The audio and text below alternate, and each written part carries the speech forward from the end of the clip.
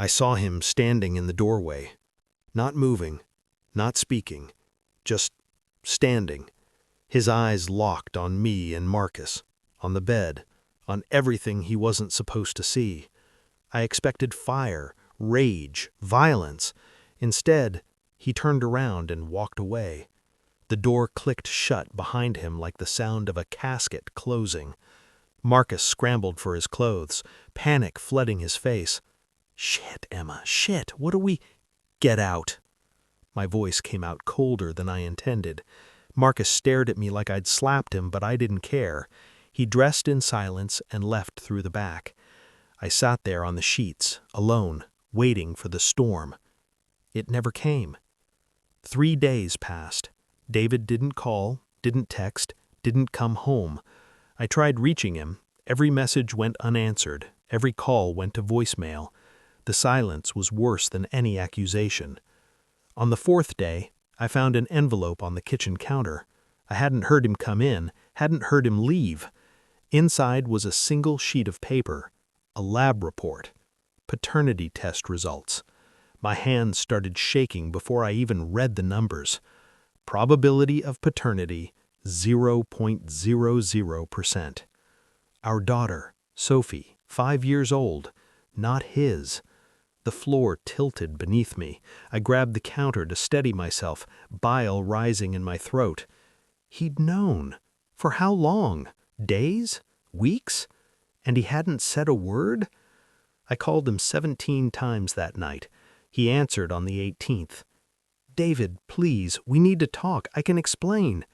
"There's nothing to explain, Emma." His voice was flat, emotionless, like talking to a stranger. "Sophie is my daughter. I don't care what that paper says. I raised her. You made a choice 5 years ago. You made another choice 3 days ago. I'm making mine now." "What does that mean?" Silence. "David, what did you do?" "Check your email." The line went dead. My laptop screen glowed in the darkness.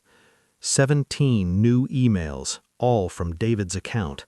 The first one made my stomach drop. It was addressed to my mother, my father, my sister.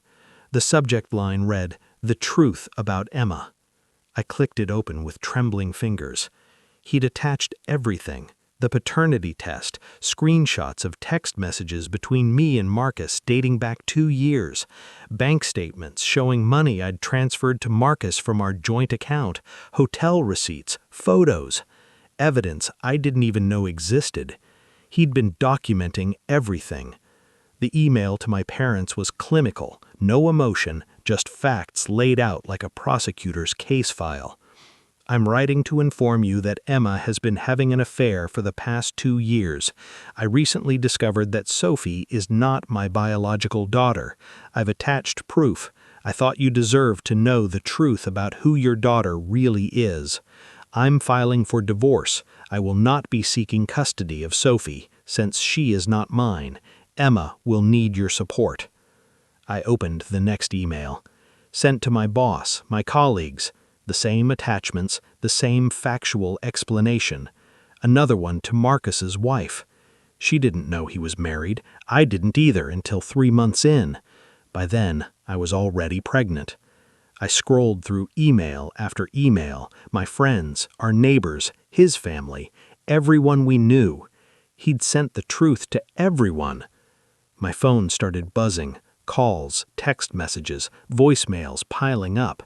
My mother's voice cracked through tears. "How could you do this to him, to Sophie?" My sister's message was shorter. "Don't contact me." Marcus's wife left a voicemail that was just screaming. I sat there in the dark, watching my entire life implode in real time. My phone buzzed again, a text from David. "I've moved your belongings to your mother's house. The locks have been changed. Divorce papers will be served tomorrow. You'll receive nothing. The house is mine. The car is mine. I've closed our joint accounts. You kept Marcus. That's all you get." I tried calling him. Blocked. Another text came through. "I gave you everything. My name, my trust, 5 years raising a child I loved like my own, and you couldn't even give me honesty.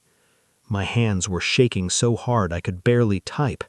David, please, I'm sorry. I made mistakes, but we can fix this. Sophie needs you. 3 dots appeared, disappeared, appeared again. You should have thought about that before you destroyed everything. Goodbye, Emma. The eviction notice came the next morning. I had 72 hours to vacate. My mother refused to let me stay with her. My friends stopped answering my calls. Marcus's wife filed a restraining order against both of us. Marcus stopped answering my messages entirely. I lost my job 2 weeks later, creating a hostile work environment, they called it. David had filed for divorce citing adultery and fraud. His lawyer was ruthless. The custody hearing was worse. He didn't fight for Sophie, didn't even want visitation. He just stood there in that courtroom, calm and composed, while his lawyer dismantled every lie I'd ever told. When the judge asked if he had anything to say, David looked at me for the first time since that day in the doorway. I loved her. Sophie. I loved her like she was mine. But every time I look at her now, all I see is the betrayal. I can't do that to either of us. He walked out without looking back. I sit in my studio apartment now, alone. Sophie asks about David every night. I don't know what to tell her. I destroyed the only man who truly loved me, and he destroyed me without raising his voice. Cold, calculated, complete. I didn't lose him in a fight. I lost him in silence. And somehow, that's so much worse.